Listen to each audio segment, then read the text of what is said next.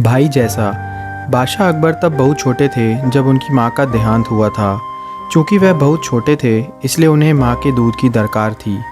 महल में तब एक दासी रहती थी जिसका शिशु भी दूध मुँहा था। वह नन्हे अकबर को दूध पिलाने को राजी हो गई। दासी का वह पुत्र व अकबर दोनों साथ साथ दासी का दूध पीने लगे। दासी के पुत्र का नाम हुसिफ था। चूँकि हुसिफ व अकबर ने एक ही स्त्री का दुग्ध पान किया था इसलिए वे दूध भाई हो गए थे।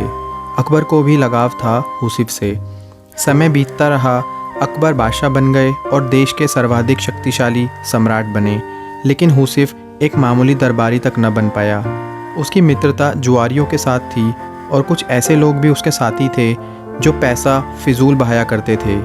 एक समय ऐसा आया जब हुसिफ के पास 2 समय के भोजन के लिए भी पैसा पास न था। लोगों ने तब उसे बादशाह के पास जाने को कहा। हुसिफ ने बादशाह अकबर के पास जाने की तैयारी शुरू कर दी। हुसिफ के दरबार में पहुंचते ही बादशाह ने उसे ऐसे गले लगाया जैसे उसका सगा भाई ही हो। लंबे अरसे के बाद हुसिफ को देख बादशाह बेहद खुश थे। उन्होंने उसकी हर संभव सहायता करनी चाहिए। हुसिफ को अकबर ने दरबार में नौकरी दे दी, रहने के लिए बड़ा मकान, नौकर चाकर, घोड़ा गाड़ी भी दी। निजी खर्च के लिए एक मोटी रकम हर महीने उसको मिलती थी। अब हुसिफ की ज़िंदगी अमन चैन से गुजर रही थी। उसे किसी चीज़ की कोई कमी नहीं थी। यदि तुम्हारी कुछ और ज़रूरतें हों तो बेहिचक कह डालो, सब पूरी की जाएंगी, बादशाह ने हुसिफ से कहा। तब हुसिफ ने जवाब दिया, आपने अब तक जितना दिया है वह काफ़ी है शाही जीवन बिताने को, बादशाह सलामत। आपने मुझे इज्जत बख्शी, सर उठाकर चलने की हैसियत दी। मुझसे ज़्यादा खुश और कौन होगा। मेरे लिए यह भी फ़ख्र की बात है कि देश का सम्राट मुझे अपना भाई मानता है, और क्या चाहिए हो सकता है मुझे। कहते हुए उसने सिर झुकाया। होठों पर एहसान भरी मुस्कान थी, लेकिन लगता था उसे कुछ और भी चाहिए था। वह बोला, मैं महसूस करता हूँ कि बीरबल जैसे बुद्धिमान व योग्य व्यक्ति के साथ रहूँ। मेरी ख्वाहिश है कि जैसे बीरबल आपका सलाहकार है वैसा ही मुझे भी कोई सलाह देने वाला हो। बादशाह अकबर ने हुसिफ की यह इच्छा भी पूरी करने का फ़ैसला किया। उन्होंने बीरबल को बुलाकर कहा, हुसिफ मेरे भाई जैसा है। मैंने उसे जीवन के सभी ऐशो आराम उपलब्ध करा दिए हैं, लेकिन अब वह तुम्हारे जैसा योग्य सलाहकार चाहता है।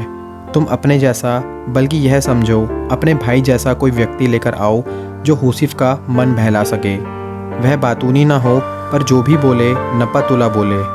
उसकी बात का कोई मतलब होना चाहिए। समझ गए ना मैं क्या चाहता हूँ। पहले तो बीरबल समझ ही ना पाया कि बादशाह ऐसा क्यों चाहते हैं। उसे हुसिफ में ऐसी कोई खूबी दिखाई न देती थी। जी हुजूर, बीरबल बोला, आप चाहते हैं कि मैं ऐसा आदमी खोज कर लाऊं जो मेरे भाई जैसा हो। ठीक समझे हो, बादशाह ने कहा। अब बीरबल सोचने लगा कि ऐसा कौन हो सकता है जो उसके भाई जैसा हो। हुसिफ भाग्यशाली है जो बादशाह उसे अपना भाई मानते हैं और उसे सारे ऐशो आराम उपलब्ध करा दिए हैं।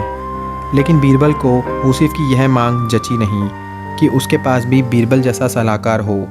बादशाह बेहद सम्मान करते थे बीरबल का, और बीरबल भी बादशाह पर जान छिड़कता था। लेकिन हुसिफ तो इस लायक कतई नहीं था। अब बीरबल सोच ही रहा था कि समस्या को हल कैसे किया जाए। तभी पास की पशुशाला से सांड के रंभाने की आवाज़ आई। बीरबल तुरंत खड़ा हो गया। आखिरकार उसे अपने भाई जैसा कोई मिल ही गया था। अगले दिन उस सांड के साथ बीरबल महल में जाकर अकबर के सामने खड़ा हो गया। तुम अपने साथ इस सांड को लेकर यहाँ क्यों आए हो बीरबल? अकबर ने पूछा। यह मेरा भाई है बादशाह सलामत, बीरबल बोला। हम दोनों एक ही माँ का दूध पीकर बड़े हुए हैं, गऊ माता का दूध पीकर, इसलिए यह सांड मेरे भाई जैसा है, दूध भाई। यह बोलता भी बहुत कम है। जो इसकी भाषा समझ लेता है उसे यह कीमती सलाह भी देता है। इसे हुसिफ को दे दें, मेरे जैसा सलाहकार पाने की इच्छा पूरी हो जाएगी। बीरबल का यह उत्तर सुनकर अकबर को अपनी गलती का एहसास हुआ। तब उन्हें लगा कि जैसे उन जैसा कोई दूसरा नहीं, वैसे ही बीरबल भी एक ही है।